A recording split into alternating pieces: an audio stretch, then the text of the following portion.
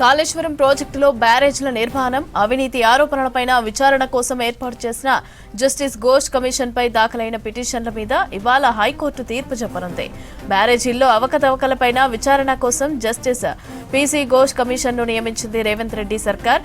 దీనిని సవాల్ చేస్తూ మాజీ సీఎం కేసీఆర్, మాజీ మంత్రి హరీష్ రావు, ఐఏఎస్లు, అధికారులు స్మితా సబర్వాల్, ఎస్కే జోషి విడివిడిగా పిటిషన్లు దాఖలు చేశారు. దీనిపైన ప్రధాన న్యాయమూర్తి justice Aparesh Kumar Singh, justice GM Mohiddin ధర్మాసనం సుదీర్ఘ విచారణ చేస్తుంది. మార్చి 12న తీర్పు రిజర్వ్ చేసింది. జస్టిస్ ఘోష్ కమిషన్ చేపట్టిన విచారణ ప్రక్రియలో ఉల్లంఘనలు జరిగాయని, అభియోగాలు మోపే ముందు తమ వాదనను కూడా పరిగణలోకి తీసుకోలేదని పిటిషనర్లు తెలిపారు. ఇక మరోవైపు ప్రభుత్వం తరపు వాదనను వినిపించిన న్యాయవాదులు ప్రజా ప్రయోజనాలను పరిగణలోకి తీసుకుని కమిషన్ వేసినట్టు వివరించారు. ఇదే అంశానికి సంబంధించి పూర్తి అప్డేట్స్ అజయ్ అందిస్తారు. అజయ్, కాళేశ్వరం హైకోర్టు తీర్పు మీద దీనికి సంబంధించిన అప్డేట్స్ ఏంటి? కాళేశ్వరం ప్రాజెక్ట్ సంబంధించి పీసీ ఘోష్ ఇచ్చిన నివేదిక పైన హైకోర్టులో పిటిషన్ దాఖలయ్యాయి. దానిపైన పలుమార్లు ఇప్పటికే న్యాయస్థానం విచారించింది. సో ఈరోజు కాళేశ్వరం ప్రాజెక్టు సంబంధించిన దానిపైన పీసీ ఘోష్ ఇచ్చిన నివేదిక సంబంధించిన దానిపైన హైకోర్టు తుది తీర్పు ఇవ్వనుంది. సో కాళేశ్వరం ప్రాజెక్టు నిర్మాణాన్ని అప్పుడు బీఆర్ఎస్ ప్రభుత్వం చాలా ప్రతిష్టాత్మకంగా తీసుకుంది. ప్రతిష్టాత్మకంగా నిర్మిస్తున్నాము. కాళేశ్వరం ప్రాజెక్టు నిర్మాణం వల్ల తెలంగాణ రాష్ట్ర వ్యాప్తంగా తాగునీటికి ఎక్కడ రైతులు ఇబ్బందులు పడకుండా, ప్రజలు ఇబ్బందులు పడకుండా చూసుకునేందుకే ఈ నిర్మాణం చేస్తున్నాము అనేది చాలా క్లియర్గా బీఆర్ఎస్ సంబంధించిన నాయకులు, ఏకంగా మాజీ సీఎం కేసీఆర్ కూడా చెప్పుకొచ్చిన సిచ్యువేషన్. కానీ కాళేశ్వరం ప్రాజెక్ట్ నిర్మాణం అయిపోయింది, అంతా అయిపోయింది. 2023 అక్టోబర్లో మేడిగడ్డ బ్యారేజ్ 7వ బ్లాక్లో పిల్లర్లు కుంగిపోవడము అబ్జర్వ్ చేశారు. దాని తర్వాత అటు సుందిల్లా, దాంతోపాటు అన్నారం సంబంధించిన బ్యారేజ్ల వద్ద కూడా డ్యామేజ్ జరిగినట్లు అబ్జర్వ్ చేసిన తర్వాత 2023 డిసెంబర్లో కాంగ్రెస్ ప్రభుత్వము అధికారంలోకి వచ్చింది. సో దాదాపు 1.20 లక్షల కోట్ల వ్యయంతో కాళేశ్వరం ప్రాజెక్ట్ని అప్పటి బీఆర్ఎస్ ప్రభుత్వము నిర్మాణం చేసింది. సో ఇంత భారీ వ్యయంతో నిర్మాణం చేసినప్పుడు కేవలం 5 ఏళ్ల వ్యవధిలోనే మొత్తం కూడా బ్యారేజ్ సంబంధించిన పిల్లర్లు కుంగిపోవడం ఏంటి అనే అనుమానాలు వ్యక్తమయ్యాయి. కాబట్టి 2023 డిసెంబర్ కాంగ్రెస్ ప్రభుత్వం అధికారంలోకి వచ్చిన తర్వాత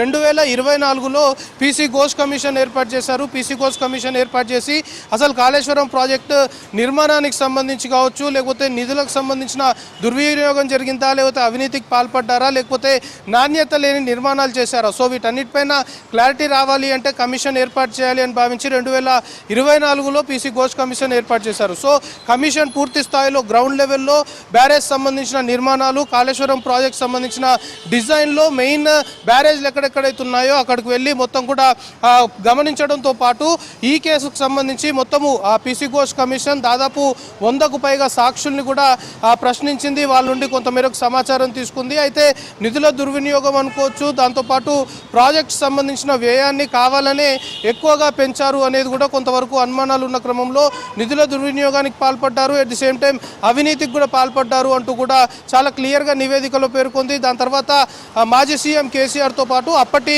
ఇరిగేషన్ శాఖ మంత్రి హరీష్ రావు ఇద్దరిని కూడా విచారణకు పిలిచింది. విచారణకు పిలిచి వాళ్ళ నుండి కూడా కాళేశ్వరం ప్రాజెక్ట్ నిర్మాణ సమయంలో జరిగినటువంటి డిస్కషన్స్ అనుకోవచ్చు, లేకపోతే అగ్రిమెంట్ సంబంధించి కావచ్చు, ఇతర కీలకమైన ఇన్ఫర్మేషన్ కూడా అటు కేసీఆర్తో పాటు హరీష్ రావు నుండి తీసుకున్నారు. అయితే ఈ ఎంటైర్ కాళేశ్వరం ప్రాజెక్ట్ నిర్మాణం విషయంలో మొత్తం కూడా అవకతవకలకు పాల్పడ్డారు, అవినీతికి పాల్పడ్డారు అనేది చాలా క్లియర్గా ఎస్టాబ్లిష్ చేయడంతో పాటు మెయిన్గా రాజకీయ నాయకులతో పాటు దాదాపు 17 మంది ఉన్నతాధికారుల పాత్ర ఇందులో ఉంది అంటూ కూడా నివేదికలో పేర్కొన్నారు. సో ఈ నివేదిక మొత్తం కూడా ప్రభుత్వం చేతికి అందిన తర్వాత ఇటు మాజీ సీఎం కేసీఆర్, దాంతోపాటు Harish Rao, at the same time Smita Sabharwal, Joshi నలుగురు కూడా న్యాయస్థానాన్ని ఆశ్రయించారు. పీసీ ఘోష్ నివేదిక ఆధారంగా ఎలాంటి చర్యలు తీసుకోవద్దు అంటూ కూడా కేవలం రాజకీయ లబ్ధి కోసమే ఈ విధంగా ఒక కమిషన్ ఏర్పాటు చేసి తమపైన కక్షపూరితంగా ప్రభుత్వం వ్యవహరిస్తుంది అంటూ కూడా పిటిషన్ దాఖలు చేశారు. సో ఈ 4 పిటిషన్లపైన గతంలో కూడా విచారణ జరిగింది. సో ఈరోజు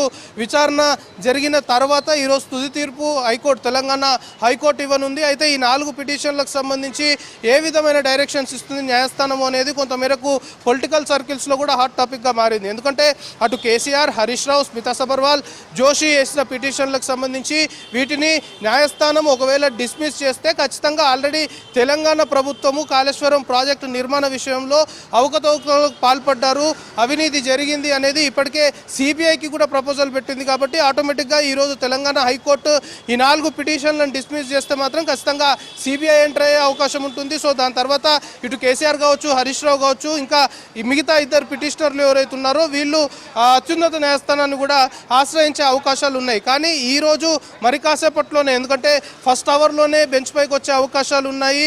సో 10:30కి వన్స్ కోర్టు సంబంధించి ఆర్గ్యుమెంట్ స్టార్ట్ అయిన తర్వాత ఇటు కాళేశ్వరం ప్రాజెక్ట్ సంబంధించి ఈ 4 పిటిషన్లపైన విచారణ జరిపిన తర్వాత ఈ 4 పిటిషన్ని కోర్టు ఈరోజు డిస్మిస్ చేస్తుందా, లేకపోతే దీనికి సంబంధించి కమిషన్ నివేదిక ఆధారంగా చర్యలపైన స్టే ఇస్తుందా, లేకపోతే తెలంగాణ హైకోర్టు ఈరోజు ఏ విధమైన తీర్పు ఇస్తుంది అనేది కొంతవరకు ఒక ఆసక్తికర పరిణామంగా మారిందని చెప్పాలి మమతా.